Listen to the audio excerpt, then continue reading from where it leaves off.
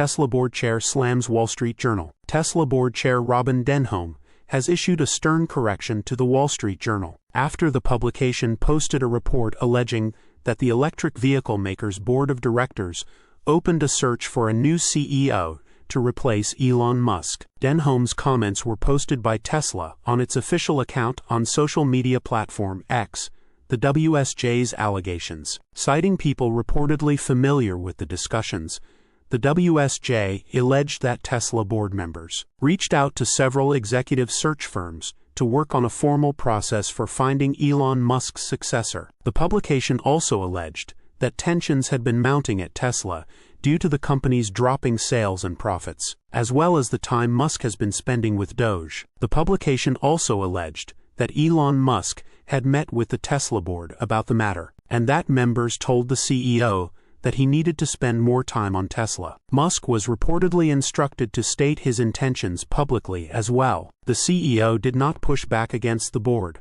the WSJ claimed. Elon Musk did announce that he is stepping back from his day-to-day role at the Department of Government Efficiency during the Tesla Q1 2025 earnings call. Musk's announcement was embraced by Tesla investors and analysts, many of whom felt that the CEO's renewed focus on the EV maker could push the company to greater heights. Earlier today, there was a media report erroneously claiming that the Tesla board had contacted recruitment firms to initiate a CEO search at the company. This is absolutely false, and this was communicated to the media before the report was published. Tesla and Musk's response. In response to the Wall Street Journal's report, Tesla's official account on X shared a comment from its board chair. In her comment, Denholm noted that the WSJ's report was absolutely false. She also highlighted that Tesla had communicated this fact to the publication before the report was published, but the journal ran the story anyway. Earlier today,